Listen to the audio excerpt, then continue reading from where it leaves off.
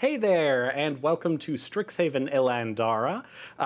Thank you for joining us for today's session. My name is Emerson. I'll be your DM today.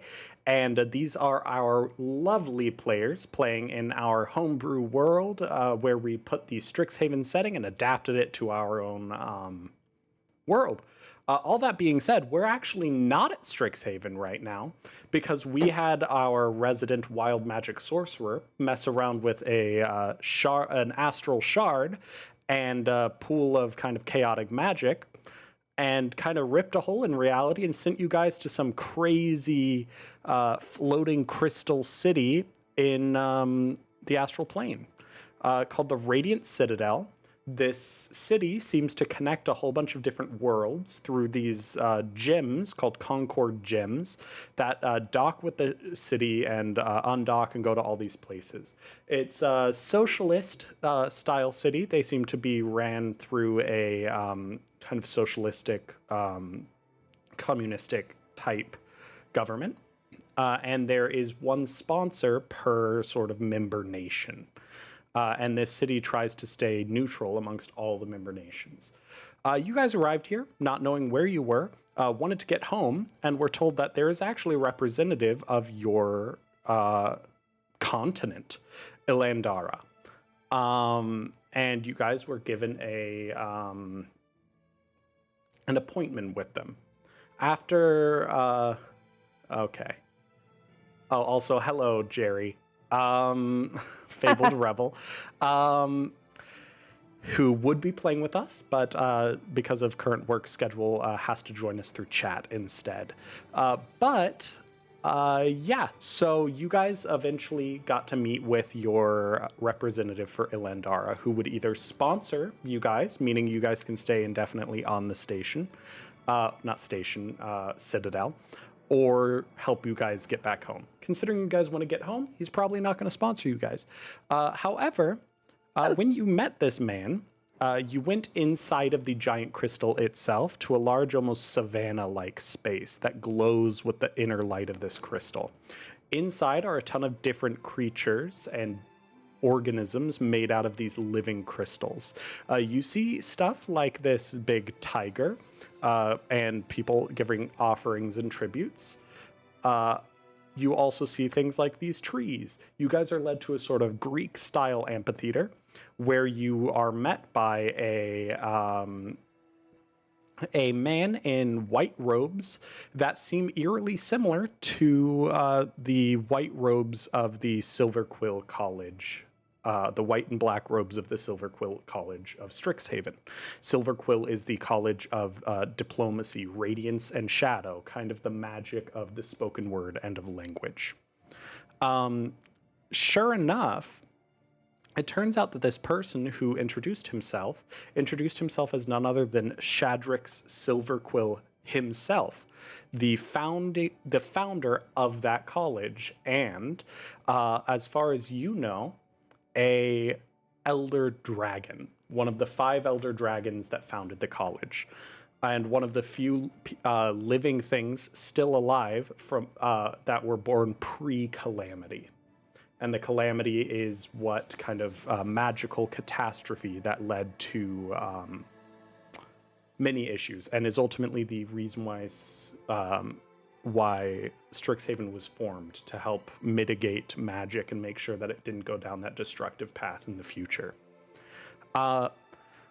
Emily Giuseppe has not been here with us for a good while, and so unfortunately for this coming scene, Giuseppe's not going to be in this scene, assuming that you guys are coming back pretty after this. If not, then we will figure out a way to get Giuseppe into the narrative. But I imagine you guys are probably going to be heading back to Strixhaven. But again, this is an open, interactive game. If something happens, we'll figure it out. So our party, Ryza, Kaerthana, Astrin, Evelina, Nim, and Syntax, who is not here, as well as an NPC named Quintilius, are here meeting with Shad, short for Shadrax Silverquill. he just announced who he is to you all, and all of you don't even really need to roll a history check. This is like this is like Santa introducing themselves as far as recognizability, right? It's something that everyone would recognize regardless of your beliefs or whatnot. He's not Santa, obviously, but as far as like, you know what I mean, like cultural impact. It's a name everyone would recognize. Elon Musk, why not? Ugh. Sorry, I wonder what my opinion of that man is. Who? I wonder. It's fine. He doesn't own this one yet, so he can't kick me out yet. But hey, that's also why this is still here. So, how dare you invoke his name? Yeah, yeah. Okay, so Shadrix stands there, fingers crossed, as he essentially stands before a stone table in the center of this amphitheater. He has gestured for all of you to come down and speak with him. And as you approach, you see these black shadows stretch out of the ground and form chairs for you all. He sits down in a chair on the other side. His looks kind of like a big armchair that you might see in an old-timey castle by the fireplace, right?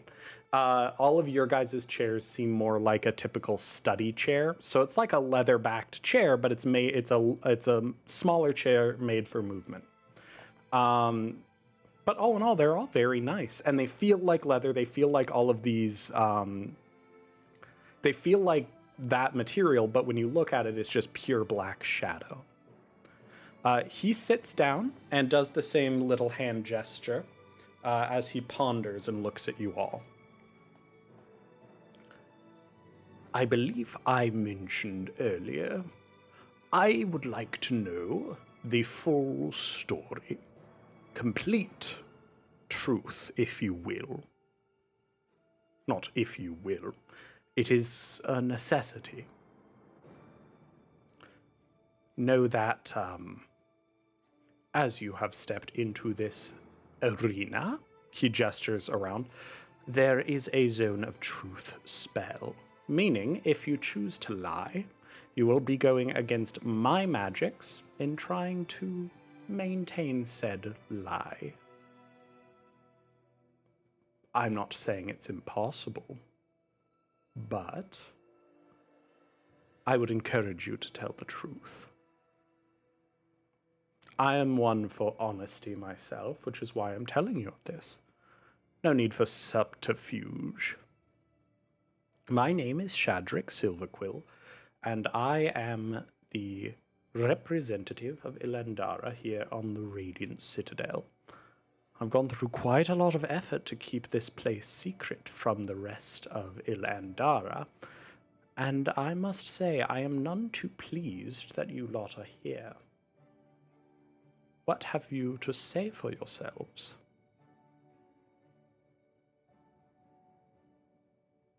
Don't you all speak at once? We didn't come here on purpose. Elaborate, please.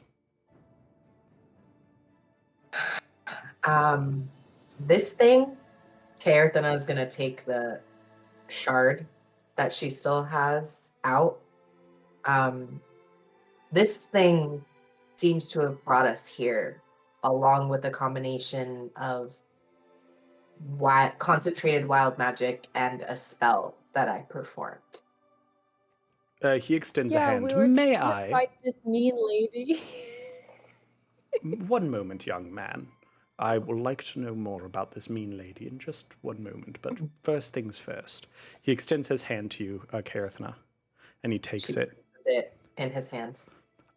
He pulls out a pair of glasses that you're not entirely sure where he got them, but it's almost like a magic trick of like, poof, here it is, right? You get the feeling it is more sleight of hand than actual magic, but he puts them on, their little half-moon spectacles, and he looks at it, examining. I recognize this, though it's not supposed to. I was informed of someone entering my private laboratory underneath my campus. And should my memory serve, and it typically does, this was part of a device there, specifically a part of the device. I take it that device broke. He hands it back to you. Otherwise, that would not be so, well, unattached. He hands it back. That shard is, in fact, a shard of the auroral diamond. He gestures at the massive diamond you are currently inside, sometimes known as an astral shard. It does tend to coalesce and draw magic toward it, which I was using to capture any magic from arcane objects that decayed within my study. I take it that that captured energy combined with this and your spell is what catapulted you here, effectively sending the crystal back home, if you will, and dragging you lot along with it.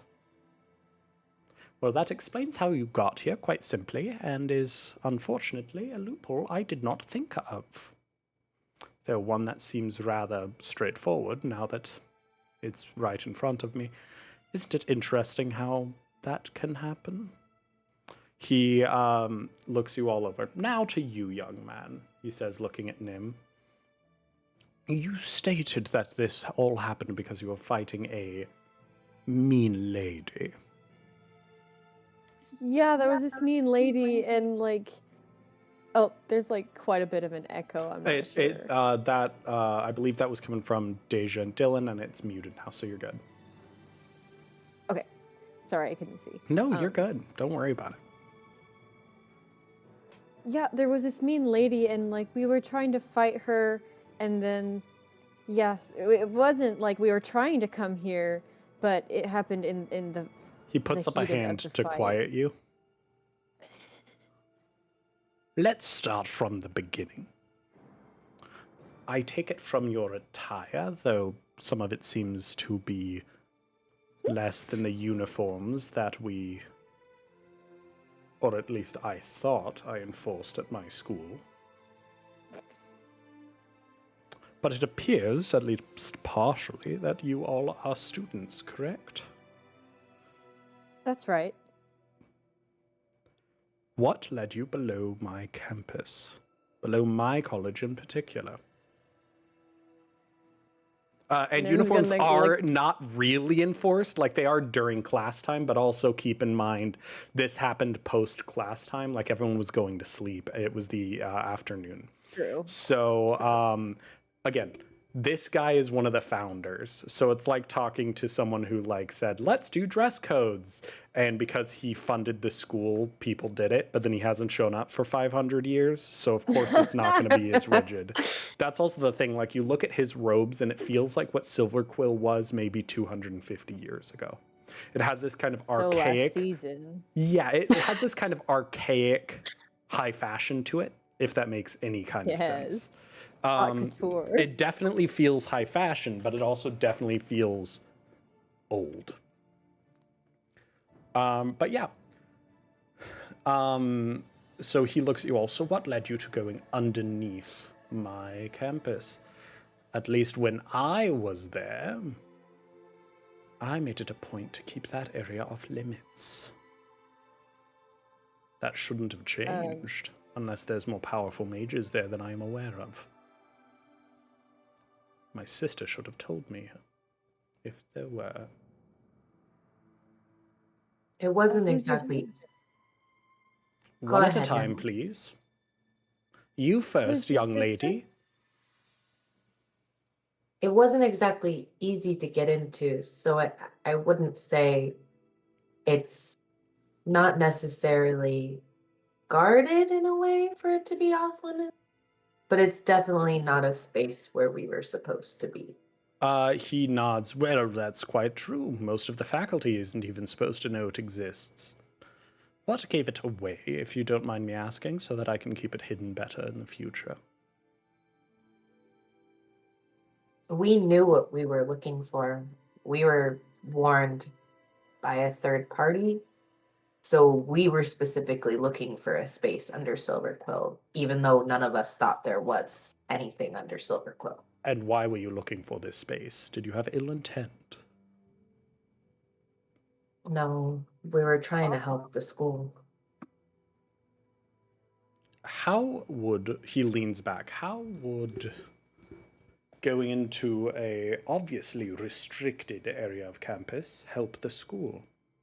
You all look rather fresh-faced. I take it you're, what, first years?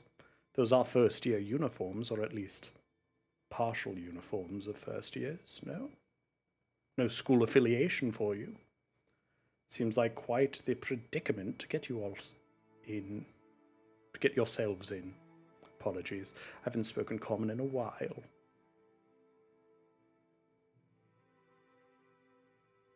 Does anyone else care to elaborate? Oh, sorry, continue. Nim's gonna give Karathan a kind of like a look like, are we gonna tell him the whole truth? Okay, it's Like, gonna about nod Aurora? and shrug, like,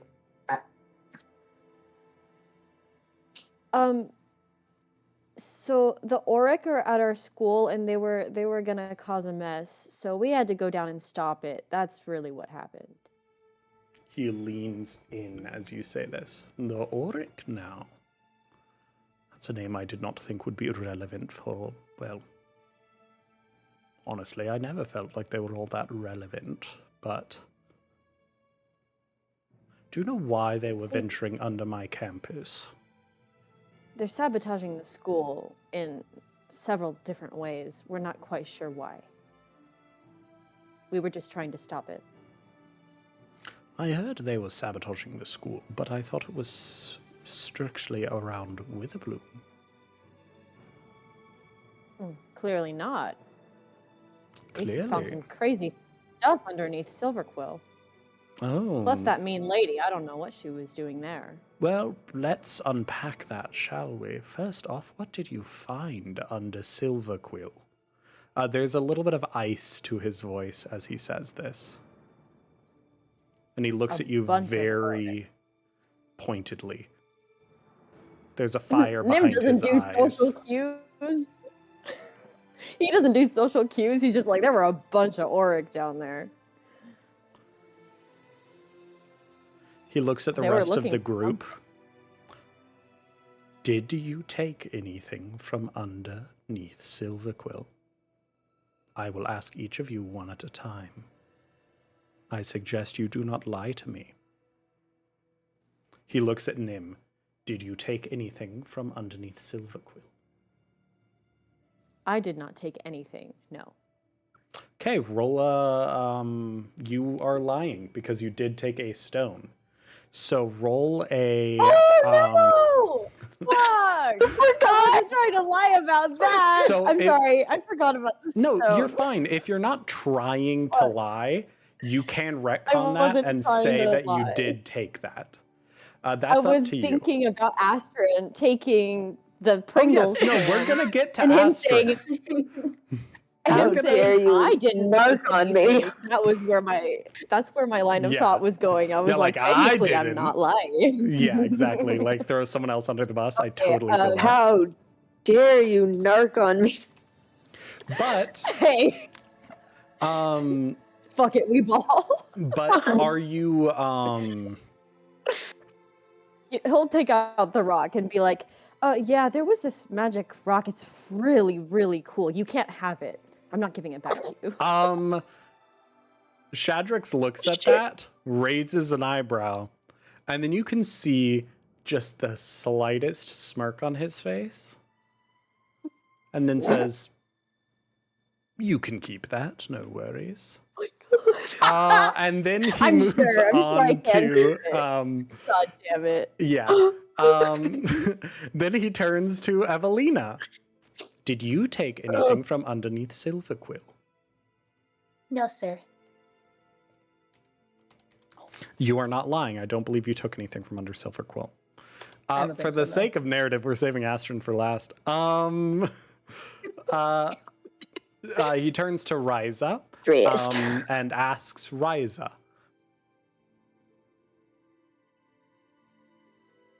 Do it.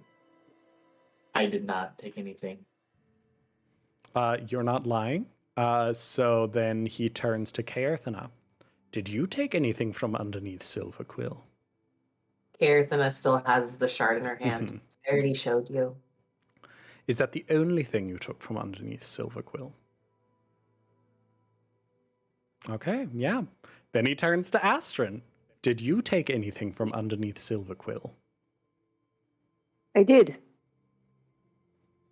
What was it? Or should I say, what is it? I'll be honest, I don't know. I was merely asked to take it, but I'll pull it out and show it to him. He leans back. That shouldn't be I don't possible. know what it is. He extends a hand. You I hand see it a over to him. very calm look on his face, but it gives the feeling of essentially a front put up so that nothing comes through, be that positive or negative. It feels incredibly controlled. Is he like reaching out to take it, Yeah, or he's extending it so that you hand it to him. I just carefully put it into his hand? He looks at it, and the little face in it looks at him. Fascinating. I've never seen one this well formed. Quite literally ever.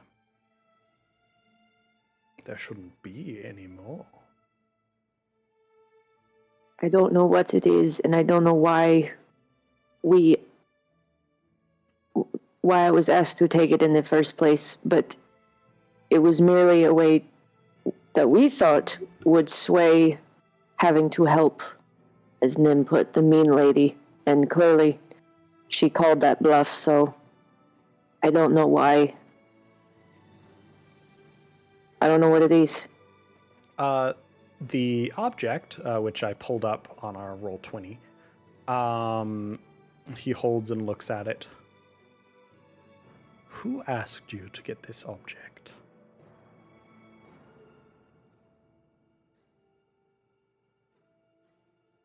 Completely blank. You're good. Is it- Uren Levidius is the guy's name, but the organization is Maestros. So Maestros, that's, yeah. Yeah, it's up to you, whatever you decide to say. The Auric hired my organization for help in getting underneath Silver Quill. We initially tried to refuse and gave her the reason that we would only help if she could get us to that, because we thought it would be an impossible task, and she would refuse. But clearly she did not, so I have it. And what is the name of your organization? The Maestros. You can see him clench his jaw a little bit. Levidius, I suppose, is after this. He didn't tell me why.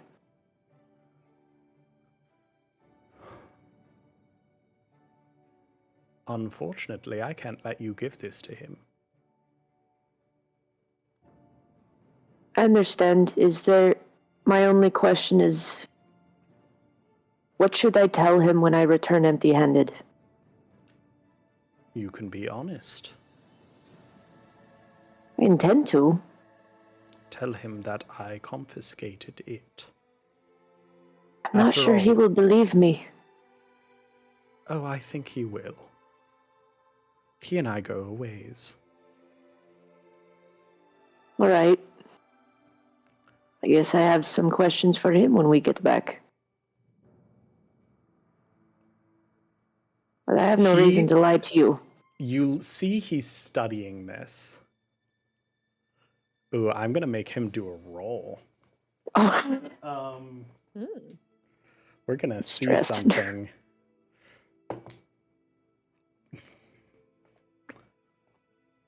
You know what? And he extends it back to you. Give it to him. Let's Really? see where this goes, shall we? all right. Do you still want me to tell him anything or say nothing? That's up to Are the- you. If you wish to get into his head, upset him a little, you can tell him. If you wish not to, you do not have to. Is there anything you'd be willing to tell me about what they sees? It's something that shouldn't exist. Anything that I could further hold over him for withholding information from me? My sister would be better at explaining this than me, but... Would I know who he's referring to? Roll a history. Okay.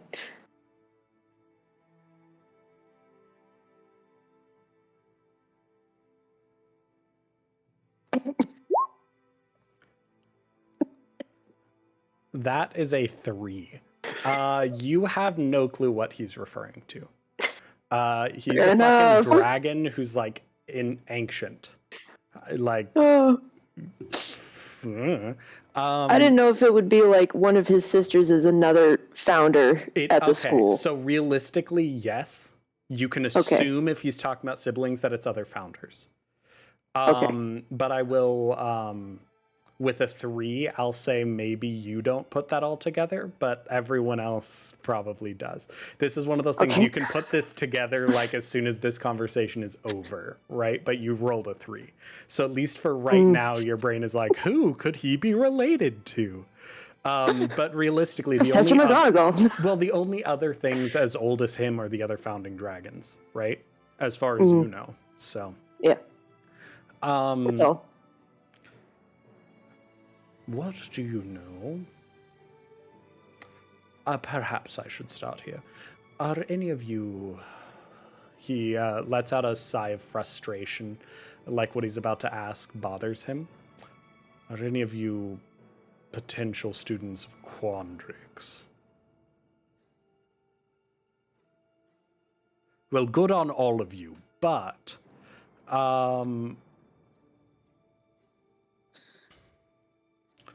I take it none of you then. Well, another question. Are any of you Witherbloom students? Or potential Witherbloom students? Oh, a good number of you. Well, then perhaps you've heard of this, though it is more of a Quandrix quandary. Have you heard of the animus equation? We have. This is a hypothetical, unsolvable equation that can effectively fabricate a soul. It's convoluted, to say the least, and something my sister she built her entire school around it. Oh. This, he holds the tube, is a product of what happens when that equation is completed. That's a soul?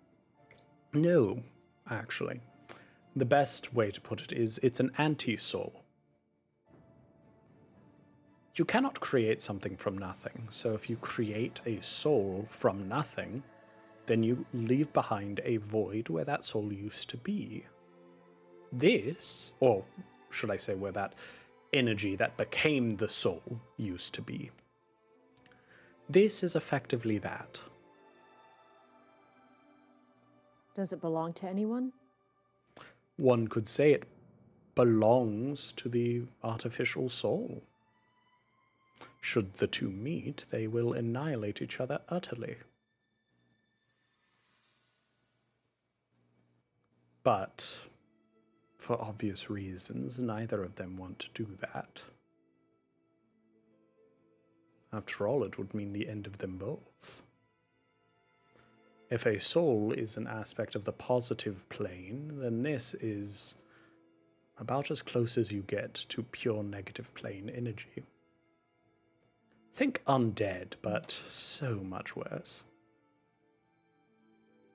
Negative. should they be allowed to fester and grow, well, I have never seen one as complete as this. It makes me wonder if someone solved the equation. After all the others have been flawed in some way. The Necrocore, he holds the vial. Apparently that is called a Necrocore. Necrocores typically need a host of some kind to then evolve into a true living being. This one, I'd argue, probably doesn't. I've never seen one that seems alive without a host. Someone's been doing something rather prohibited on that campus. Is it dangerous to carry? It depends.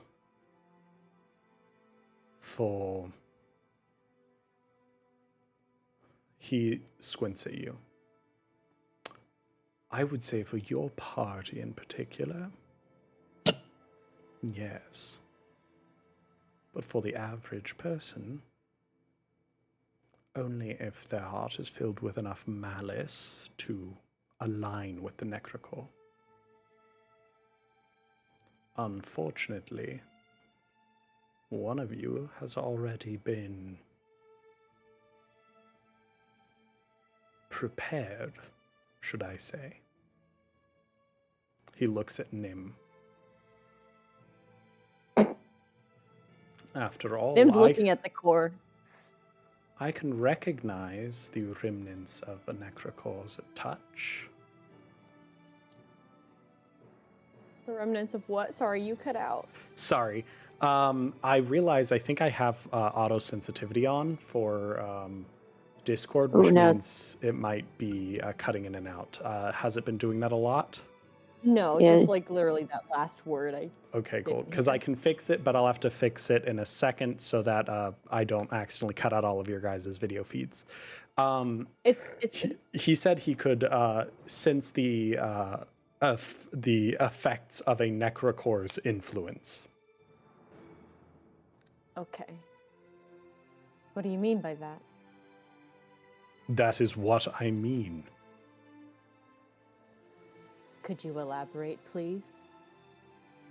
You have been affected by a Necrocore, How do prepared you know that? to be bonded with by a Necrocore. Perhaps the better term, he shifts in his seat. You can see a little bit frustrated that you don't seem to be grasping what he's saying immediately.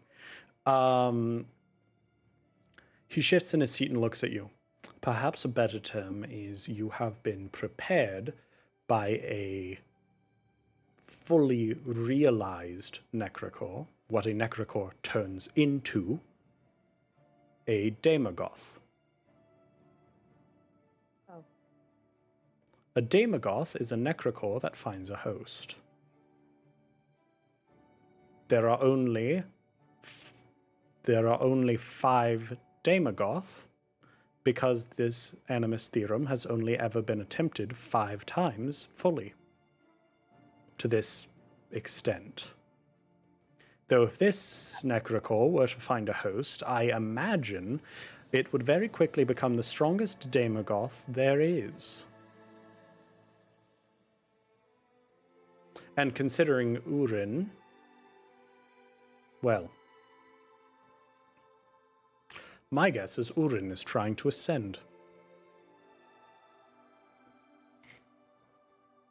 After all, That makes sense. I mean, look at Urin. He too has been prepared by a Demagoth.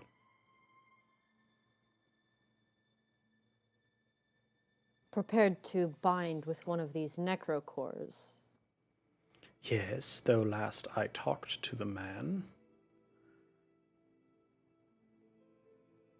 Well, let's just say I have a feeling he's not going to bind to this one, despite it being what his patron wishes. You, however, he points at Nim, should be exceedingly careful around this. If that breaks, this thing will make a beeline to you. If it gets to you, well, good luck. Your force of will have to be immeasurable.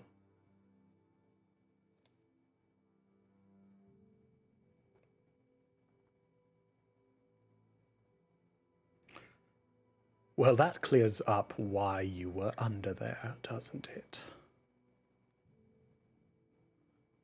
Now the real question lies with what I should be doing with you all in order to get you back to your little school.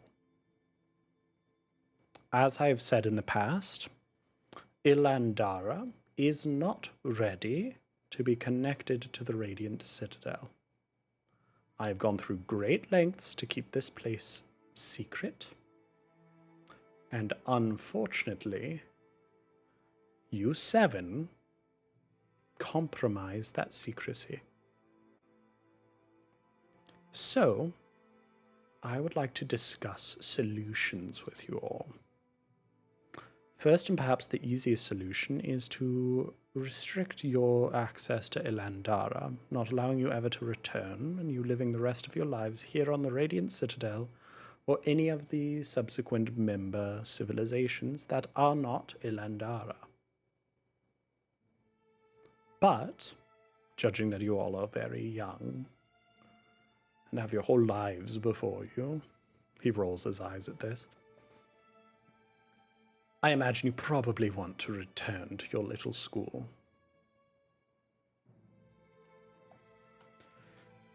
So, That would be nice. secondary option. Mind magic.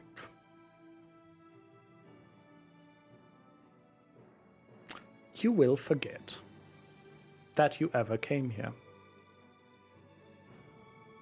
In doing so, you will also forego all the information we have had in this conversation.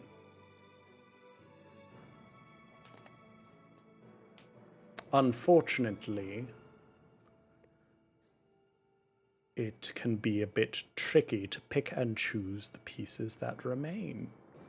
And considering that mind magic falls underneath my brother's specialty, not my own, I am not skilled enough in picking and choosing.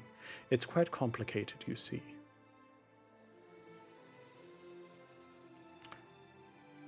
Thirdly, we can make a contract of sorts. A spell that will, let's say it will hurt. Should you attempt to speak of the Radiant Citadel or anything therefore connected to it to anyone outside of this group. I believe your textbooks refer to it as a Geas spell. In other words, you take like 16d6 if you talk to anyone about this. You also have to like make a wisdom save to even really be able to do that. He's effectively saying like it's typically a type of spell from a meta standpoint used to kind of like mind control someone. You force someone to do something, and if they GEAS, if you go against what they're forcing you to do, you take that damage. In this case, he's manipulating it not to be like a mind control, but in other words, saying you don't talk about this thing to anyone outside of this group. If you do, you will take that damage. And considering that he is an elder dragon, you do not know if this is like the normal spell, where once you take that damage, the spell is over. It's possible the spell may maintain with him, or may not. So in other words, he has given you 3 options. Forget this and everything. Stay here forever, or be magically bound to not be able to talk about anything here. Evelina or Carly? Evie has a question. Yeah, go for it. Evie will pipe up. What if we mention the name of this place to someone else before? Will we get hurt by the contract? You see him like pinch the bridge of his nose. Oh no. Who did you speak of this place to? Let me get the name right real quick so I don't mess it up like I did a couple of Mavinda? times. Yeah, it was Mavinda. Mavinda? He furrows his brow. He's bringing She- people too, right? She is a member of my college, a professor, yes? I know of her, but she's... He kind of like licks his lips. You can see a little puff of what looks like almost steam come out of his nose as he's... He's vaping. Yeah, it like has a little bit of that Shut vibe his just for a vaping. second. And it reminds you like this is a dragon just in a human form, right? And it's kind of like a frustrated like, but it, yeah. Fucking hell. Oopsie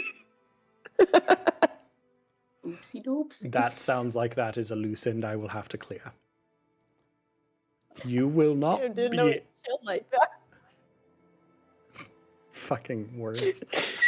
You will not be able to speak to Mavinda about this.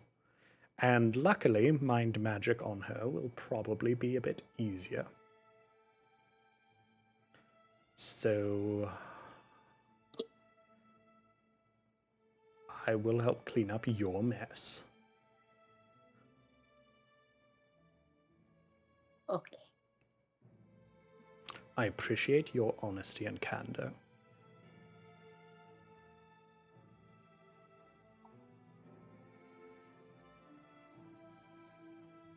Can we have a few moments to talk amongst each other before we make a decision? Certainly. Know that I will be remaining within earshot. I have very good ears. That being said, he will walk away to give you at least the semblance of privacy. How kind. Well, I don't know about the rest of you guys, but I'm not forgetting anything. I would It's argue nice. that it is more dangerous if we don't know about these dangers. Puts us And all in keep- an unsafe position. Mm-hmm. I don't know, says Quintilius. God damn it, forgot he was here. The good news about memory erasure is that At Quintilius, you know he can hear you if you say anything right now. well, yes, but I mean, I'm just saying the good news about memory erasure is that we no longer are a liability. Should we have this magical spell placed on us, someone can force us to speak. It may kill us, but regardless, it means that we have Shadrix keeping an eye on us indefinitely. Even loosely. The memory spell is probably the best way to make sure that we are not bothered by an elder dragon.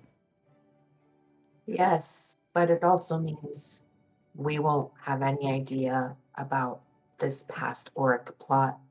If he takes away our memory of being spirited away here, we won't remember that we came across a demigod of fear that is underneath our skull. Well, I mean, to be honest, that has nothing to do with the Radiant Citadel.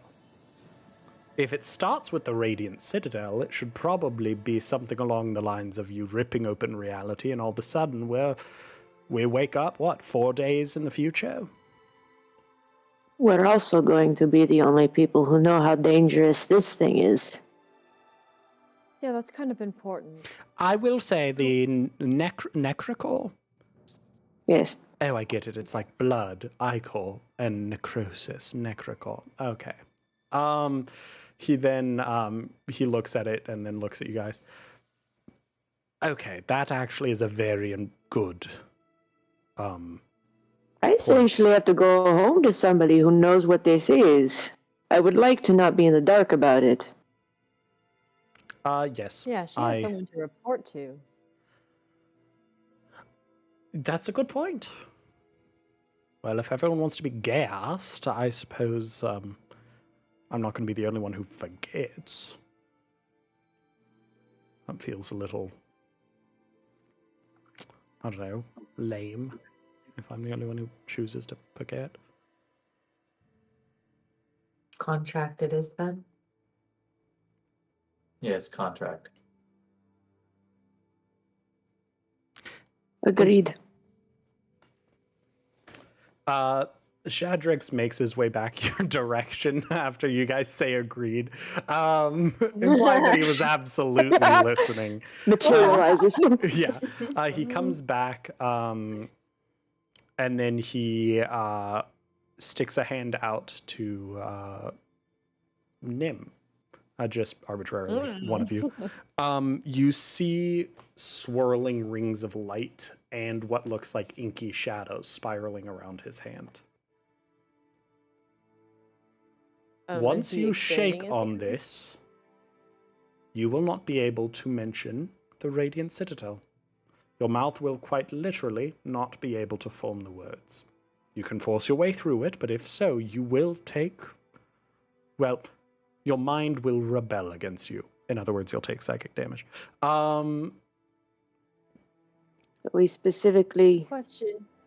Yes. Because if she can't tell her person about what we found out here, The specifics kind on of Radiant negates her Citadel. point. You can speak of things, but you cannot speak of Radiant Citadel. You'll be able to speak So of the just, Necrocore, like- but if anyone asks how you know of it, you will find yourself unable to answer. Okay. That Are doesn't matter then. are Same. you a part of this contract? We won't be able to say that we talked with you. He tilts his head. It is tricky.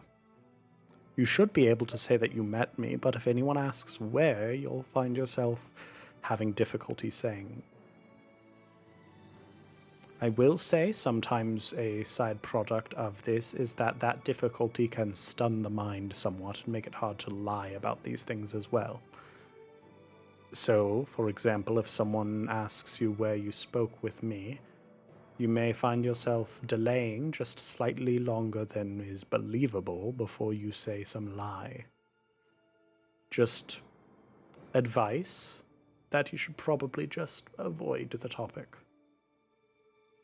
But no, so long as you say that you met me, and it is in a nondescript, well, description, you should be fine.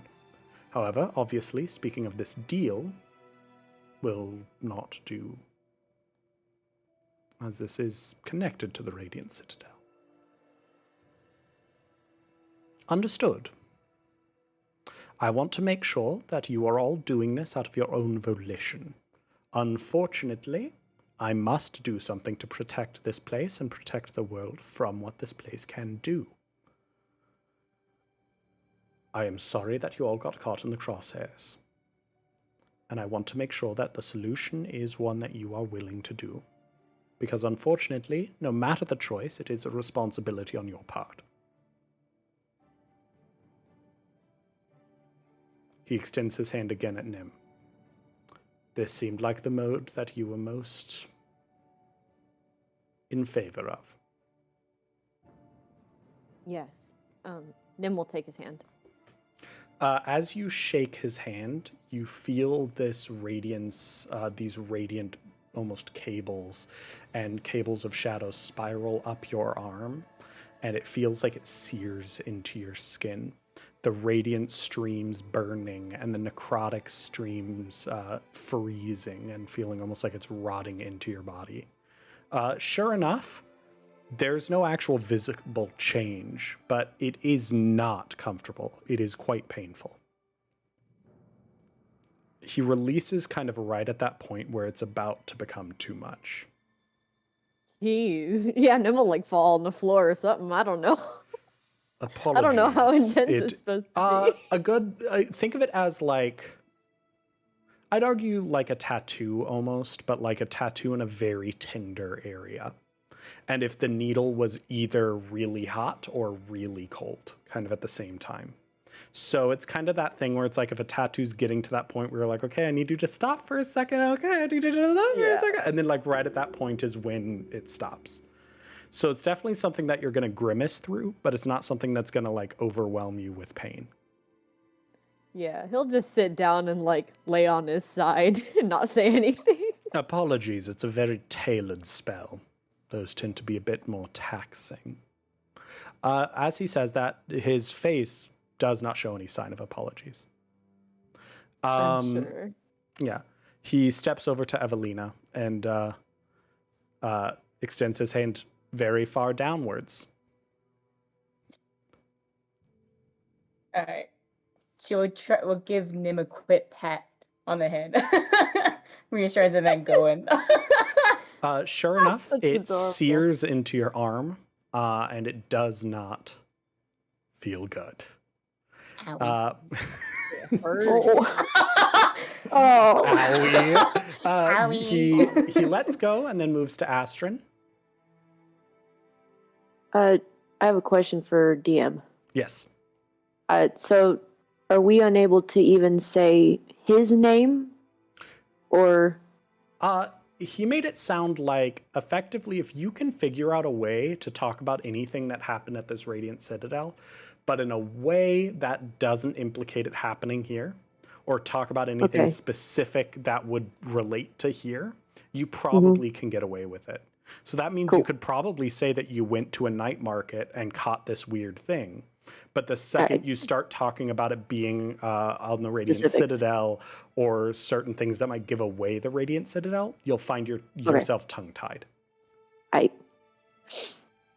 Astrid will shake his hand. Okay. Again, not the most pleasant feeling.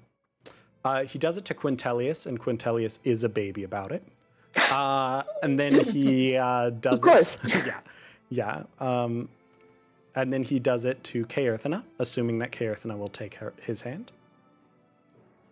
As he lets go, he says to Caerthana, that shard is a very good arcane focus.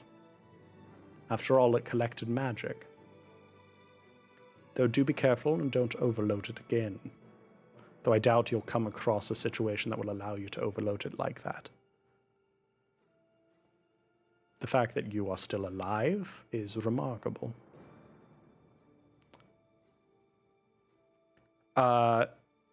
He lingers on you for a moment and then steps toward Ryza, then stops and turns back. You've handled yourself very well during this exchange. I feel as though you would do well in Silverquill. And then he turns to Ryza and extends his hand. Ryza reaches out, does the shake, hurts a little bit, pretends to fight back to tears, and her eyes start to water a little bit. And she just... That's it. Babe! I appreciate all of your bravery in doing this, and now it is time to leave. He very quickly, honestly, just waves his hand and all the chairs disappear. If any of you were sitting on the chairs, you fall on your butt. And he just kind of he just kind of storms up and out of the amphitheater. About halfway or to the top, he'll turn around and see if you guys are following him. If you're not, he'll give a very sort of irritated, like, come on. And so I imagine you guys will follow. But it's very much so think Snape when he finally gets to teach defense against the dark arts or whatnot, where he storms down the center row, cloak billowing, slamming the windows. It's very much so that vibe. As the cloak's billowing does give a little bit of the vibes of wings. And he storms down through the entrance of this, through the crowd of people that are nearby, through the streets and straight to the region where all of the strange jewels dock on the Radiant Citadel. He snaps his fingers, and a jewel starts drifting toward the dock. You notice, unlike all the other jewels that look like, a topaz or an emerald or something, this one strangely looks like a diamond, and honestly looks a lot like the auroral diamond, the main diamond of this place. Almost like another shard of it was broken off. It docks in place. This one almost looked like it's been cut into a diamond kind of pattern, like it's been cut. And he walks up to the side of it, looks at you all, and then gestures you toward just this sheer wall of stone. Step inside, please. Arizana's gonna just walk to the wall and try to step through. Yeah. In very platform 9 3/4 fashion, it doesn't even feel like there's a wall there. You step in, and then inside is just this hollowed out space. There are seats carved from this stone, this diamond, and the whole place just almost feels like a big circular room with sort of bench seating around the edges. Once she's stepped in, she's going to stick her arm back out and go like this.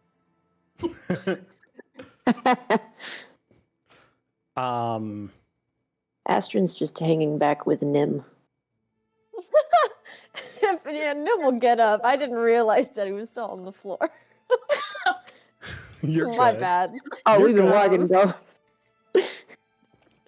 I imagined all of you guys Yeah, followed if, to here. So. Astron would have walking through. Astron would have helped Nim up from the ground. Oh. Thank you. You didn't have to do that. No worries. Okay, bye. Yeah, Shadrax will be I standing walk like away in, really fast. in front of the jewel. Shadrax will look at everyone and just kind of be like, "Are we going to take forever, or are we this afraid If of there's something a to walk rock?" through, like Nim will go if we're going. Okay, cool. He's going. I'm assuming everyone gets on the gem. Yes. We will say thank you, Mr. Silver Quilser, and then go in. Just a little something. Shadrach is a punch bitch. Wow, a punk bitch. He steps into the crystal after all of you guys step in. He raises his arms, and you feel the entire crystal lurch. He's coming with. You can't tell what's happening, but the entire crystal, just you feel it moving underneath your feet. The wall that you stepped through now has another sort of seat there as well. So it's just this big circular room with no windows and no doors, made out of diamond. You see light sort of bleeding through the diamond, and you watch as it starts to sort of change, getting dark, flashing different colors. You're not entirely sure what's happening outside, but it definitely doesn't seem like something that would be exceedingly comfortable outside of this diamond. And then it gets very dark. And there's a slight purplish glow. The side of the diamond, the seat slinks back into the stone floor, and you find yourselves, he gestures for you to just leave. He just gestures for you guys to get out. Get out of my car. Literally, it's very much so those vibes. Get out of the Uber. And you'll find yourselves back in the underground caverns. Except that massive open space that had a ladder. That had a rope bridge. The rope bridge is absolutely destroyed. And floating in the center of this open space is that diamond. Oh. You kind of have to jump from the edge to the actual edge of the chasm. It's a little awkward, but it's not a massive jump. It's just as like it's essentially as you're stepping out, like first foot out. He says like, "Watch your step." But it's almost too late for the first person, right? Like it's like a stumble kind of fall that turns into a jump that like you make it across, but you're like, fucking tell me next time. And eventually everyone gets out of this diamond. He steps out of the diamond and seems to be standing just on thin air and looks at all of you now down on this bottom section.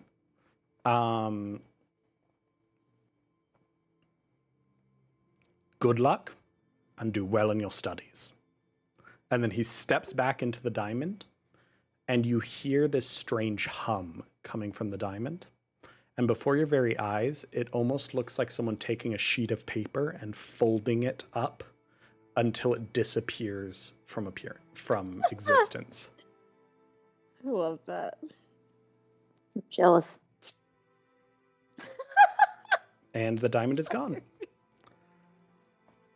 Working your way out from underneath here isn't as hard as you thought. As you're trekking your way back through the stone catacombs, you come into the large room that has the Sphinx in it, but you don't see the Sphinx anywhere. You work your way up the long corridors, but again, the walls are no longer pulsing with a heartbeat. It's all in all very pretty. You eventually reach the room with the word puzzles and the spiral staircase that leads up to the underside of the fountain. You quickly push your way through the fountain and pop up in the center of the main hall of Silverquill campus. You can tell from the light that it is late at night. No one seems to be on campus that you can see. If they are, they're probably asleep. And it's kind of surreal to be back here after everything, with it looking so normal. How long were we gone? It's a good question.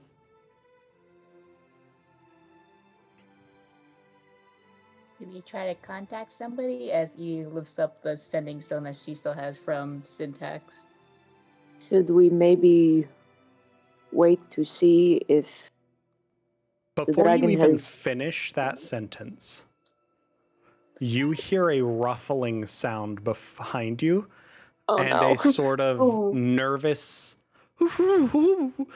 and you just hear the skittering talons of a very large bird making its way across the marble floor to you guys. Oh my god. just gonna talk about it. And before you guys can process what's happening, all of you are scooped into a very aggressive hug. Aww. She doesn't even know me. And then she kind of collects herself and steps back, and you guys can see that it is, in fact, Mavinda. She is... My goodness, you all made me worry so much. Who do you think We're you sorry. are getting in trouble like... Oof, oof. She, like, adjusts her spectacles on her beak. We're just trying to help. Do you have any idea how long it has been? No. We were just wondering that, No. actually. 2 days. Oh, that's not bad at all. So, in other words, it seems like time is parallel. it didn't change anything. I was gonna say It's not bad. Yeah. I was waiting for the monster. Like, oh, okay. She looks at you all like this because you guys are all like relieved it's only been 2 days, and she looks at you guys like flabbergasted. Like, 2 days? That was 2 days where we had 7 students missing. And this, where were you lot? About that. We're not allowed to say. Yeah, we can't tell you. She kind of like rocks back for a moment. Sorry. I mean, obviously you were down below the campus, but still, I can't believe you were stuck down there that long. Yeah, well, There's an awkward silence as you can see there's kind of confusion in her eyes too, because she was definitely like mad because she didn't know where you were, but also like is realizing that she did know where you were. And it's this weird, like, obviously there's magic at play here, right? But like, she can't figure it out. It just is weird. And then she kind of like just moves through it. Nevertheless, the Auric, we managed to stop them at Witherbloom campus. And what were they doing over there? causing a ruckus, that's what. They were trying to bring down the barrier of detention bog. Oh. Nim laughs just like that. It's not a funny matter, Mr. Nim. She pauses because she realizes she doesn't know what your last name is. Does anyone? Mr. Nim? Well, you said that you were encountering an Auric plot down there, were you? I hope you, managed to stop them. Wait, you all weren't able to stop what was going on under Silverclaw? Unfortunately, we all had our hands full with, well, Detention Bog's barrier. Well, I would say we had our hands full, but then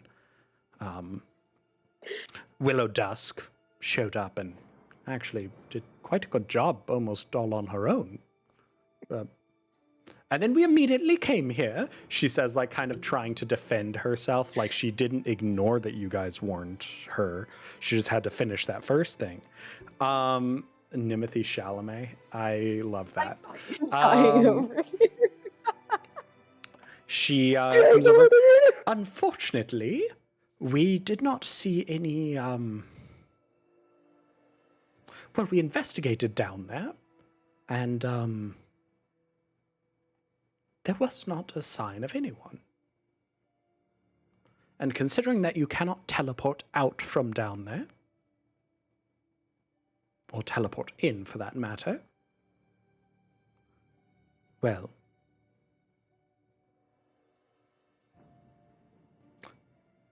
she looks at you all, a little like concern in her eyes. I have no doubt that you encountered an Auric plot,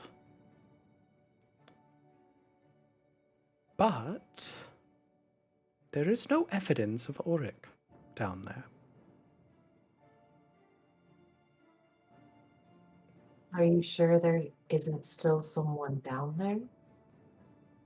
Most If you assuredly. explored the underground and you didn't find us, is it possible that you missed someone else? Her brain kind of furrows, and you can see her eyes get a little cloudy for a moment. We explored the underground completely.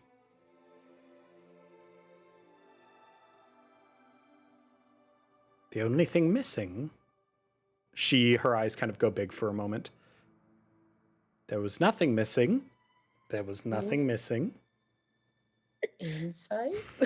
You have a feeling it's probably the fucking necrocore that you guys have, right? That like she was trying to act like there wasn't anything missing, but you know. I do not doubt that the Auric were there, as there was one thing missing, but we have no clue how they could have escaped.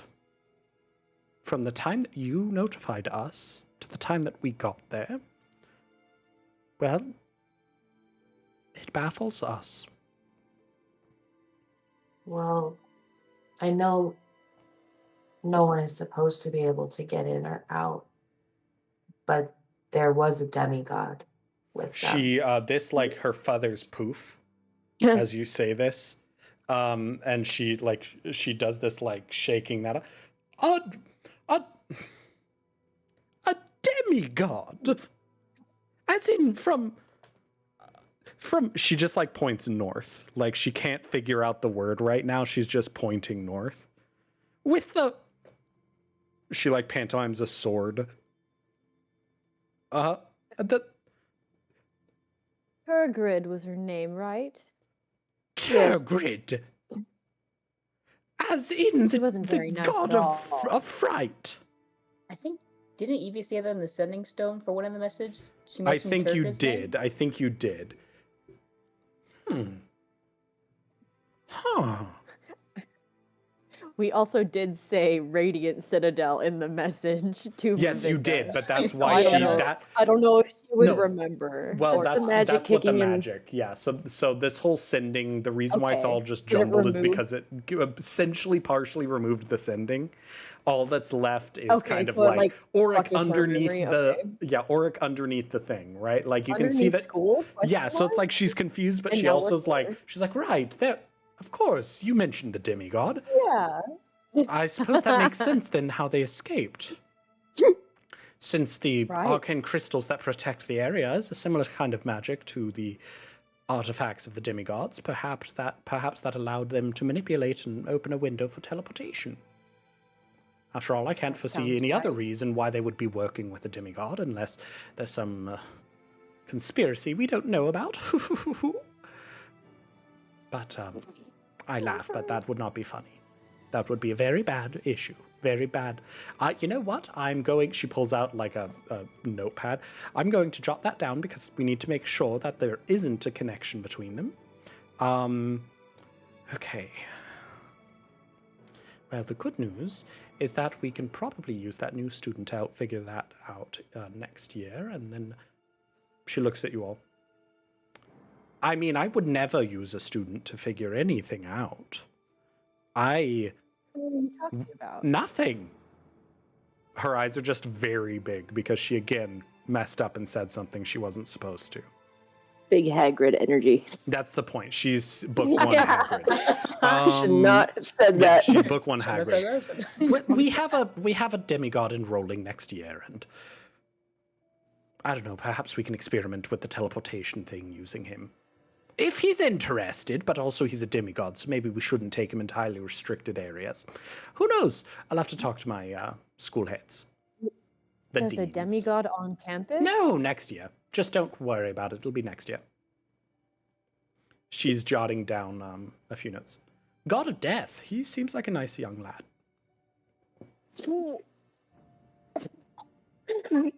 Again, keep in mind, these are just their domains. It doesn't mean that they're actually anything like that. They're just like everyone else. They just died and got reanimated by an angelic spirit that granted them semi-quasi-divine magics. They deserve the chance to learn and study magic just like everyone else, and Strixhaven would not be doing its part if it didn't help them learn and regulate and control their magics. After all, the demigods that have been enrolled here are the demigods that we formally recognize as, well, we regulate magic. They're in compliance. We know what their capabilities are. We helped them learn and control. Turgrid, for example, did not study here, which is why we try and keep an eye on her, because she is, well, a loose cannon. Okay. And the demigod of death is single. Yeah, he will be single. Don't worry.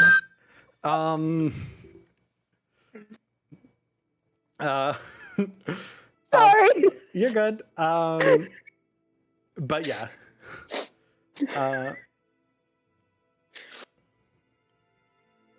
Well, you lot need to get to sleep. You have, well, maybe I can convince your teachers to delay it, but you technically do have finals tomorrow. Huh? You missed 2 days. That was your weekend. What? Nim's gonna lay down on the ground again. That's a mood. She's like, get to sleep. Come on, get up. That's what I'm trying to do. He is getting to sleep. Okay, not in the middle of a fucking. I mean, you kids bring the worst Got out. her. You kids somehow bring the worst out of me, and it's only this group. And I don't. Also, hello, Asterin. It's nice to see that you're becoming friends with this group. Keep in mind, she's the guidance counselor. She knows all the students. I didn't know what to do. Yeah. She's like, it's nice to see that you're making friends. I was worried you were isolating too much. Especially Oh, are for you a on Brit- probation too? No, sorry, Nim, you you're cut the off only right at the student end. on probation. I mean, I can't be the only one. That's ridiculous. her eyes go big and she's like, I'm sorry, that was not my secret to share, Nim. I have been So very we all flustered. know that. Well, Am I really the only one? you really are the only one, Nim. Oh. But if it makes you Okay. feel any better, Aegon, the god of death, is going to be on a pseudo probationary period, but that's also just because, well, he's strong enough to level an entire building if he does something. So, you know. Maybe we can be Alright. friends. Astron's just been chilling in the back of this group, trying not to get noticed. Maybe you guys can be friends. Yes. She gives like a side eye to Syntax, because Syntax is here technically. Maybe sure. maybe Because she looks at Evelina. Maybe just make sure Syntax isn't, Yes, exactly. She gives you like a little wing bump. Oh. Well, Wholesome. you need to go sleep. I know that little Giuseppe has been very concerned the past 2 days, Oh, trying no. to how can I find where sleep you when my lot best were. friend is arriving next year? Oh my god. But yes, he's been. Well, let's just say he's been part of the task force to find you.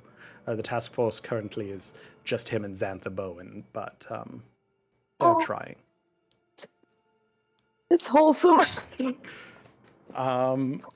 That's right. This all happened right after that horrible acrobats. Yeah, so like Xanther Practice. absolutely went to go try to find you guys after that. Couldn't find you. Oh, And then no. Giuseppe probably did too.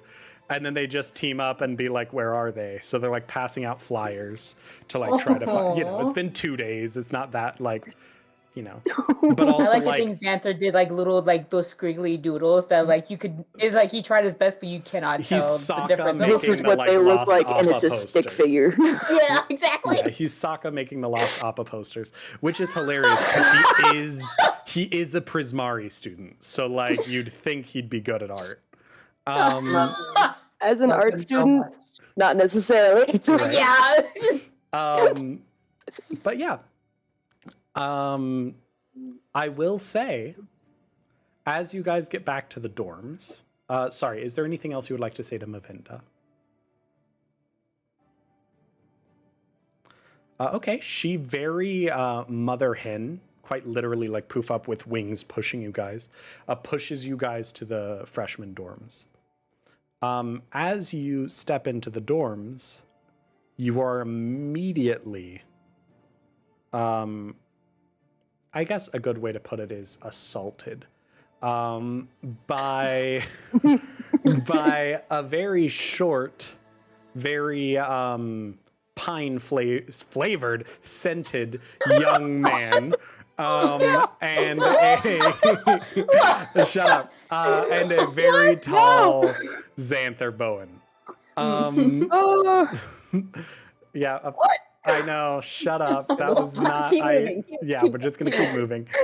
Jared's like jail time. Yeah, the fucking worst. Yeah, the Jail, collective jail for gasp. 1,000 years.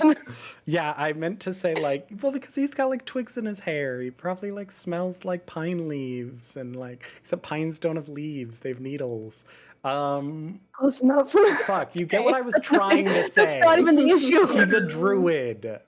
I know I said the wrong word. I didn't say smells. Scented. I know I didn't say scented, but Oh, cut that out. Cut that out. yeah, so they show up. They show up. Xanther stares down at you all. Hey, you're back. What happened? Where were you? We were worried. He puts his hands on his hips, mimicking whatever Giuseppe's doing. What is Giuseppe doing, Emily? At this moment, I'm coming up to each person, and I haven't given them a hug yet, but I'm tapping every surface of their body to make sure that they're really real and they're not an apparition. God, same. Again, Astron's just in the back spectating. Who's this? Did you make a new friend while you were gone? He points directly at Astron, somehow managing to find the one person who obviously didn't want to be part of the conversation and drags him directly to the center of the conversation. It's my worst nightmare in real life. Yeah, so Giuseppe, Asterin is a beautiful drow woman who, would you like to describe her while I pull up artwork so that... me? Yeah, because Emily doesn't know what she looks like. I can do that. I I can fix that. Sorry, we watched Holes yesterday. It's so good. No, that's a good poll. It's so Good good. Oh, I'm tired of this my grandpa. God. Life's too damn bad. keep digging. Okay. Holy shit. Is that where that came from? Yeah, I quote it all the time. I'm so Bruh. sorry. I say it all the Tired of this time. grandpa. Life's too damn bad. Oh, Sigourney Weaver. oh my Yeah. God. Do you think Caveman might have had a sip since you last filled his water? Do you hear the empty spaces?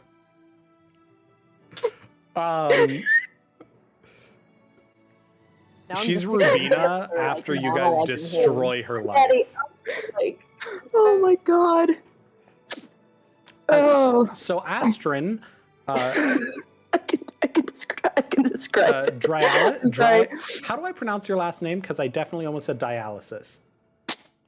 Which is definitely not how it is. Dialysis. But it's Astrin dialysis. Drialis. Drialis. Okay, yeah, that sounds way cooler. Pretentious as hell. That's great. I love the double A's. Y's and double A's. That's how you make it a fantasy name. Okay.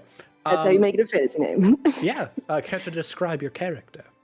Astrin is a rogue drow who is 6 feet tall, and she's wearing heels, so taller. Because why not? Her outfit is very kind of Victorian, but it's like pants with tall boots, and the shirt pretty much is exactly how I drew it. And like the ribs are like gold armor that just look like ribs, and she always has this kind of Venetian mask clipped to her belt. She's got 2 different colored eyes, and kind of like eye tattoos. But her color scheme is mostly like black, silver, gold, and purple and blue. She's got long white hair. And for some reason, through the camera, she looks a lot paler, but she is supposed to be kind of a strong gray skin tone. I don't know how that happens. I mean, I still think it looks fantastic. That's really Again, this is artwork done by Alexa herself. So, yeah. I'm But yeah, so this is the new person to the group, Emily. a stranger. Awesome. Well, Giuseppe, Also, oh, never mind. Sorry, That's you're not muted. I right. thought you were muted for some reason. Keep going. I interrupted. Start over. You just, because I usually am, so you're always prepared to be like, Yeah. Emily, mute. No, yeah, Giuseppe loves new friends. So immediately he's gonna go up to her and give like a really over exaggerated, like he's gonna take her hand and be like, and like kiss her hand. And New love interest confirmed. Yep. Jerry already called it in the chat before I even started He describing did. Astrid. and then he's gonna be like, I am very pleased to meet your acquaintance, and I want to thank you for helping get my friends out alive. That's what he's. It's very nice to meet you. What is your name? What is? And then he's gonna look into her eyes and notice that they're two different colors, and he's gonna forget his own name. Oh my And- god! Astrid kneels down. Adorable. Astrid Okay. kneels down, so you're eye to eye. Okay. My name is say, Astrid. Your name is Astrid? Yes. My name is Astrid. I mean, my name is Giuseppe. Okay. What a lovely name. Giuseppe Astrid. Astrid Giuseppe. Mhm. I'm Giuseppe. Mm-hmm. You're doing very well. Very nice to meet you. And then he's gonna run over to Nim, who's, I don't know where Nim is, on the ground, right? Probably Are you on the ground? no. He would. He, Earlier. We just You're dragged probably him the standing right whole next way. to Astrid. Nim goes to one of Yeah, the couches. entire way. Yeah, Face sure. down. Sure, if there's a Go over couch to in Nim, around, and I'm yeah, gonna make he'll- sure. I'm gonna get like really busy all of a sudden, like inspecting your horns and make sure that they're like okay, you know. That's it. Oh, That's Nim all. like It's did adorable. face down into the couch, accidentally punctured the couch with his horns. Now have to like work to get out of it. Absolutely. there's like a Oh hole in my it God. forever with like the cartoon stuffing coming in. Yeah. There's like, what is it? You have like four Four horns, holes? so there's just four little puncture holes. Okay, and then I'm gonna talk to like the group in general, and I'll just be like, I expect a full, like, oh God, I can't think of words. Sorry, guys. I expect a full rundown of what happened catch these you last 2 up. days. A lot happens in 48 hours, and I expect to know every single detail. So start now. We'll get you all Um, caught up to speed, Giuseppe. Don't worry. Oh, no, you won't. I mean, you will, obviously. But What? you won't tonight. Because you all have finals tomorrow. Oh god. Good on you for coming back just in time for your tests. No one wants to do a makeup test, so I appreciate your guys' dedication to education. Hey, wait, that like, it sounded similar. Dedication to education. Maybe I should take a poetry class next semester. Yeah, I'll do that. Oh my God. And then he heads off to his room. Incredible. As he like goes up to the door, he'll like turn back around. Go to bed, all of you. This is remember, sleep. Your actually studies show you study better if you get 8 hours of sleep before your test. Helps your I don't brain sleep. process the information, and then right before the test, you review, and anything you didn't memorize goes into your short-term memory, and you can use that to cover your bases. So review a little bit tonight, get 8 hours of sleep, eat a good meal because you need protein for your brain to work, and then review it about 5 minutes before your test, put anything into short-term memory, and then you're good to go. Okay, good night. And then he goes I into his don't room. sleep. Don't tell me what to do, Xanther. That's weird. Oh, never mind. You're an elf. You trans. Oh, sorry for being racist. And then he closes the door. That's not what I was going for. I was just trying to be ornery, but alright. Xanther is Holy very much so wants to make sure he's politically correct at all times.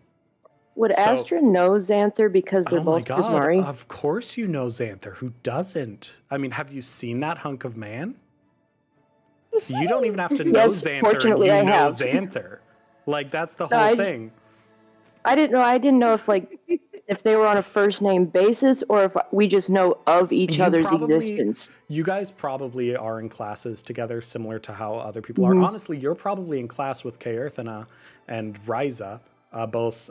Right, Ryza's also in the Prismari class. Sorry, I'm forgetting off the top of my head. But yeah, you're probably in classes with all of them. The question is if you've talked to them. But Xanther's definitely the person who's like the class clown, but he's involved in class. So it's like he's not disruptive, but he's gonna like, you'll know him if you're in a class with him.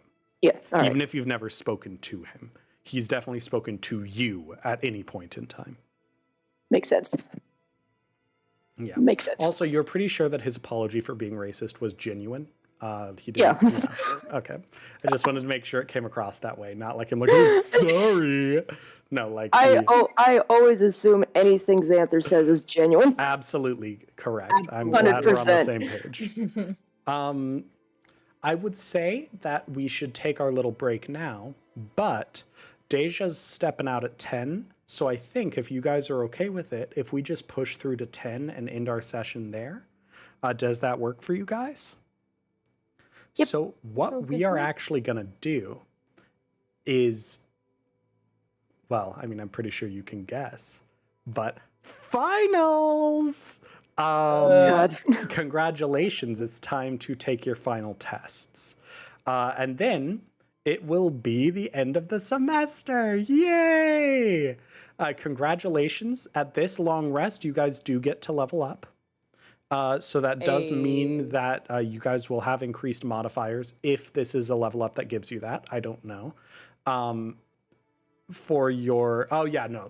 Jerry has so many tests at this point that, like, I'm probably just going to have you roll one test for the entire semester because I've already forgotten how many you've missed. Nah, make them roll all of them for the comedy.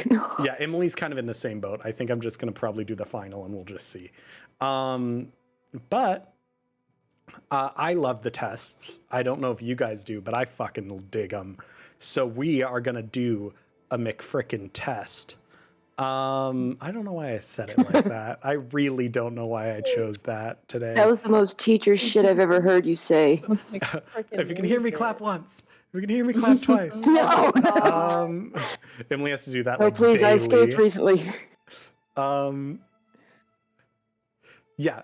I was wondering if I could have a little word with Astrid. Really quick. It'll be really short. I will say, obviously, if you guys want to do scenes amongst each other, do that.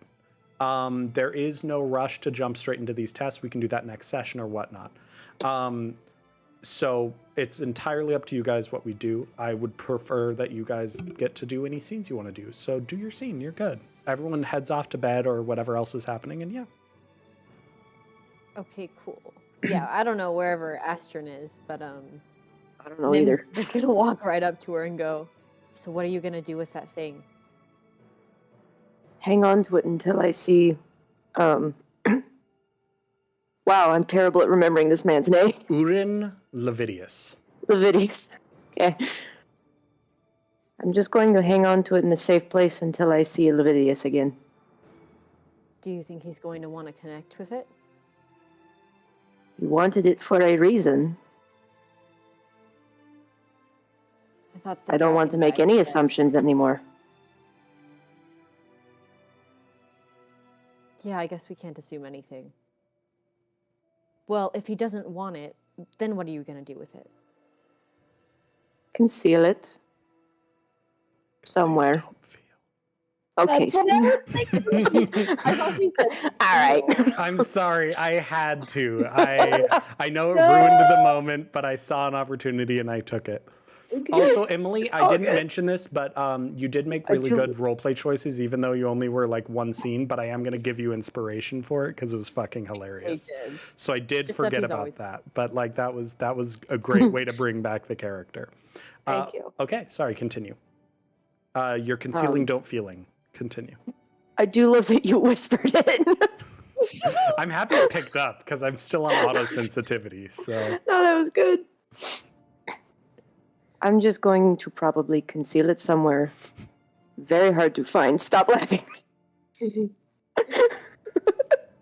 gonna make me laugh. It's just one word, but for some reason right now it's hilarious. I'm going to hide it somewhere. Well, when you decide where to hide it, will you tell me so I don't accidentally touch it? Would it be better for you to know or not know so you were not tempted?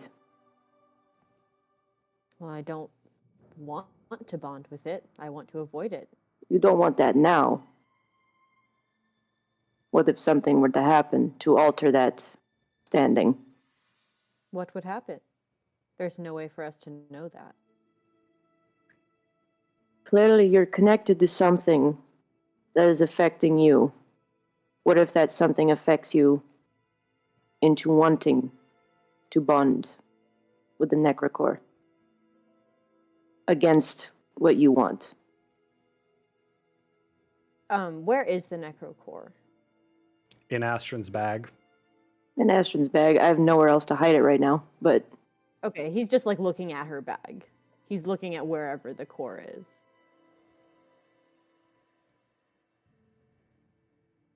I'm not taking it out, Nim. I'm not asking you to. I know, but I see you already looking at the bag. You don't have to tell me where you're going to put it. That's up to you. I would like to say it is not out of ill intention towards you, Nim. It is rather the complete opposite. I think it would be Why would you safer wanna for... help me?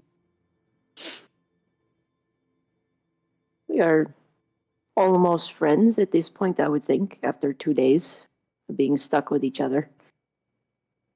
And I think That's that true. you shoulder more than you let on. And me not telling you where I put it is more to aid you than to be against you.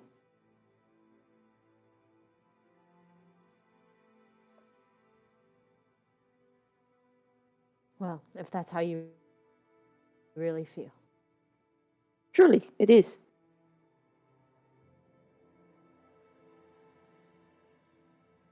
You could zone of truth me again, it is the truth. No, I believe you. Kind of. Nim, you feel a bit of like a migraine coming on. Oh, does he? And we're back. Oh my fucking god. Okay. Is he- Astron will take your hand. Oh, he'll be taken aback by that for sure. He'll just look at you with 6 wide eyes. I promise, Nim, it is not ill intent towards you. Not in the slightest. This is to help you.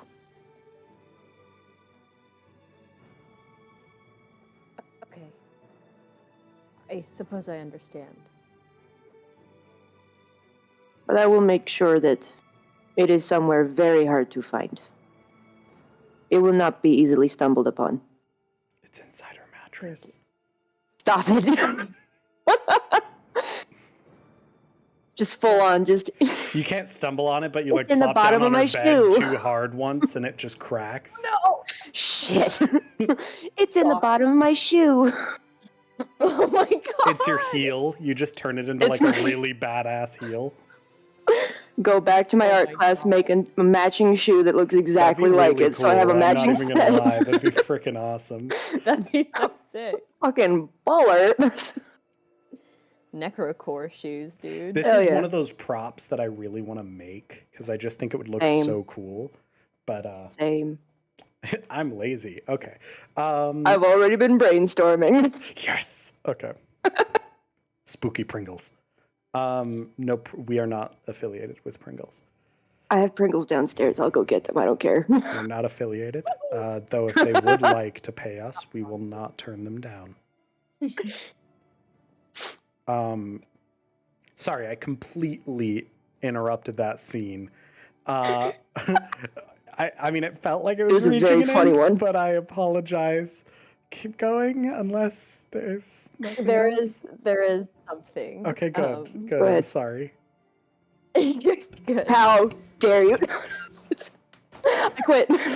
I can't work under these conditions. So, as Astron is telling Nim that it's genuinely to benefit him, and he's just gonna kind of laugh and be like, "You're weird." I have something for you though. He's gonna Well, do you? reach into his pocket and take out what looks like a bracelet made out of white braided hair that you can assume belonged to Nim at one point. Okay. Um, To be and fair, I thought you were gonna say I clipped your hair when you were sleeping. no, it's Nim's. It's Nim's. That's We have the same hair. I'm sorry. It's Nim's no, allegedly.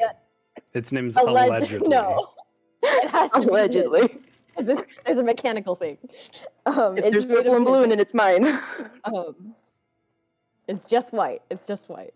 All right. May I put this on you? Sure. I don't remember the will. last He'll time go I ahead received gifts. Oh, really? That's a shame. Fine. Just didn't grow up with that. Huh. Neither did I. Well, anyway. Thank you Just very another much. I like it very much. Thank you, Nim. You're welcome. I guess I should go to bed. I believe our beloved Xanther said that we needed sleep. You just hear a muffled, "That's right." Oh my god! No, you don't. He's listen. not No, listening. God, please! That would be so Yeah, funny. he does. Just don't question how he knows. That's Just right. don't read too much into it. No, that's fine. Does it break canon? Is he secretly omnipotent? We don't know. Xanther, the Prismar Xanther's a god. guys. Sorry. I knew it. There's one god he He's the totally god. could be though, which is just the god of like travels and drinking and having fun. But Of course. no, that wouldn't be him. Damn. He's usually a tabaxi. Ruining my dreams. Well, I will say in another game I ran, I tried to get the players to talk to him, and they literally just actively avoided him all session. Listen. Yeah, Carly was in that. Listen.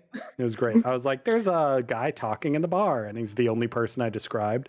And they're like, he sounds dangerous. Let's avoid him. And I'm like, He was a strange man. Listen.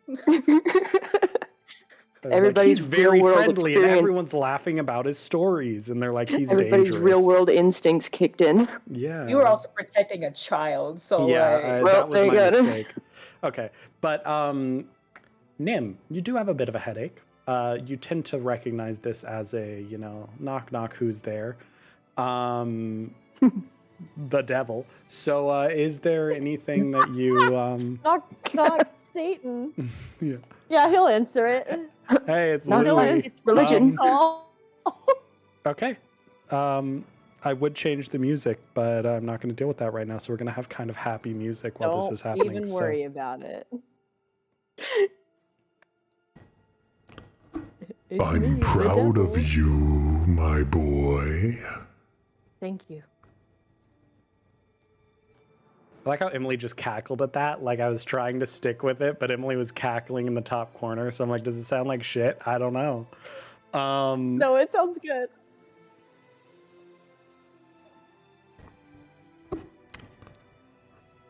Tell me, are you actually afraid of that little necrocore? You cut out. Fuck! Oh shit, that was in the deep voice. Oh shit, I fucked up. Ignore that. Ignore that. Tell me, are you actually afraid of this little necrocore? Stop laughing at me. Did it again. God damn it. No, motherfucker.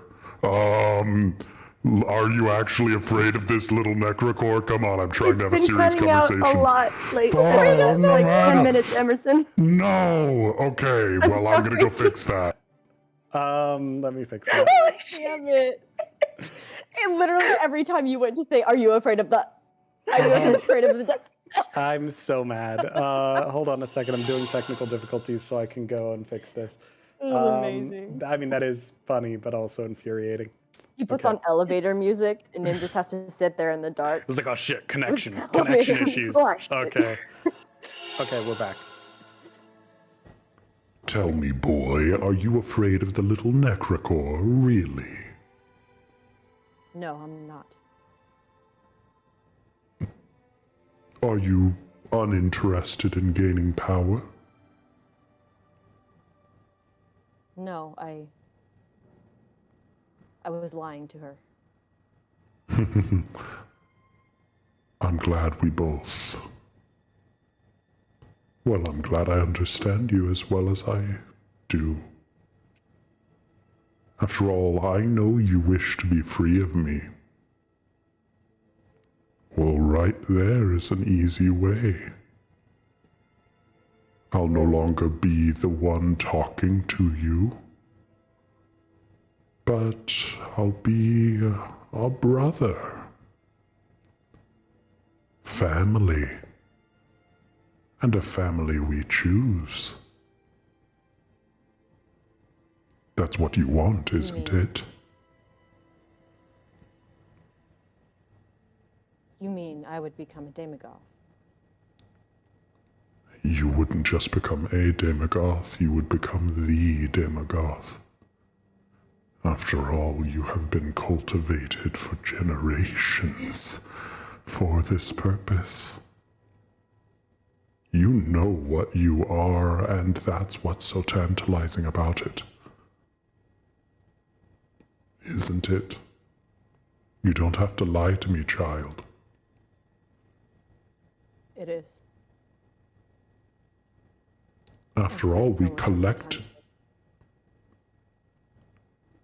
collected this for you. Urin and I. Of course. Urin would never use it on himself. But, well, it's important to keep it in the family. Seems like a good idea.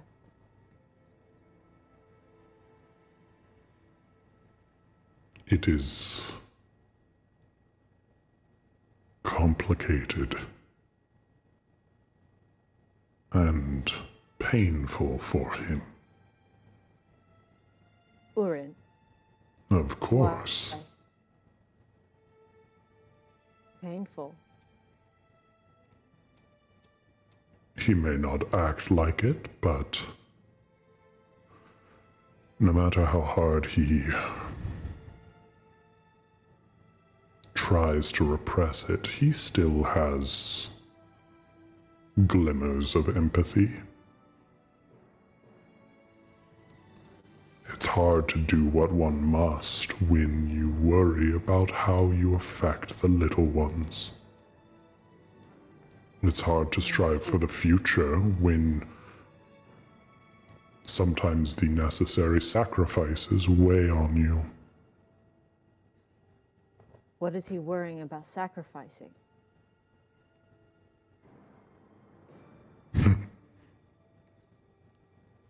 Legacy. Legacy. He'd be giving up this legacy to somebody. Let's just say he wants an out. And, he's gone through a lot of effort to get that. I see. I believe I understand. Do you? That would be impressive. Then tell me, what do you understand, boy? Well, you said if I were to bind with the core, I would become the Demagoth, correct? The most powerful of us all, yes. He's looking for an out. Would I not take his place as some sort of ruler? Leader? Oh no, child. So close and yet so far in understanding. Please tell me. Wouldn't it be better for you to figure it out on your own? Maybe. Do you really want me to give you all the answers? How about this? I can give you one.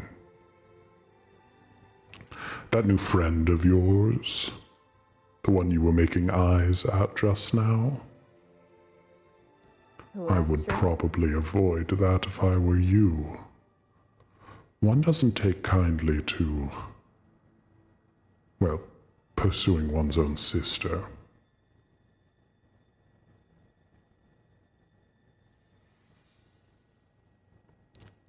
Why don't you sit on that for a while?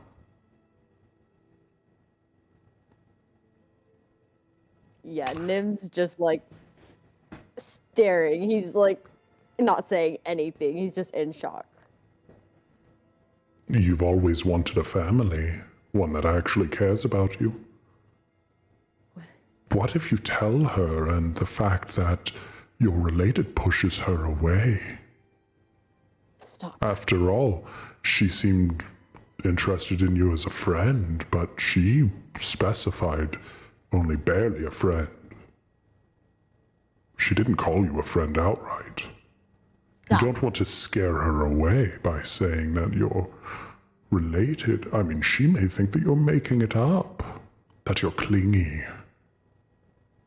Who knows? Nim will, It's like, your start, like- choice. He'll start like hitting his head like repeatedly in order to like try and knock himself out so he doesn't have to hear it anymore. Do stay miserable for me. It's so delectable. He's And crying. then you for wake sure. up. Yay! And now it's time for finals. Let's go. The biggest fucking lore drop. What the fuck? Yay! Nothing like trauma for breakfast in the morning before finals. Yeah, so I will say Alexa and Melody are like, they're gonna be related. And I was like, oh, I can do a lot with this. And now it's nice. Only really Nim knows, and hopefully we'll second guess bringing that up. Yay! Okay. Astrid knows. Yeah, I mean, Astra knows as well, but now they both think the other person doesn't, which is great. Good point. That's true. He totally does. This will be fun. I love this kind of shit. Are you kidding me? Okay. So This will be a blast. we only have 10 minutes remaining. So I would say we can do the tests, but let's, just in case it goes a little over that, I say we call it here for the evening, unless anyone has another scene they would like to do. If so, I think 10 minutes is kind of the perfect length to get a scene done. Emily, I know you didn't get to play much today. Thank you for still chilling, getting back into the swing of things. You might have been here for a short scene, but it sure was a mighty scene. I don't know why I said it like that. Do you want to do a final scene or anything like that before? Yeah, you're good. Anyone else? Or are we good here? So, unfortunately, next week I will not be in town, so I will not be able to run a game. But the following week, we will be back at it again with the finals and then going into our second semester. Now, second semester, a lot of the conflicts that we were going to do are a bit less now. So second semester is going to be probably about a month through December of us doing scenes and ideas that we want to pursue, living a student life. We have a few people who will be out during December. And so come January, we're going to jump into year 2 and kind of refresh the game with some new stuff, be that new NPCs, new plot points, and a lot darker of a narrative. Second semester, we dive in a little bit into our horror vibes. Again, horror doesn't lend itself very well to D&D, but at the very least, hopefully there's a level of paranoia. I wish you had said horror vibes. I mean, why not? Gotta live your best life. So Best life, bestie. With that, I will say goodbye to our 6 viewers, who are probably us and Jerry. And then, yeah, see you guys. And I look forward to seeing you guys in 2 weeks' time. Make good choices, or have the courage not to. I don't know. That's a weird sign-off. But bye. Solid. Yeah, I know what I'm doing, guys. I'm great.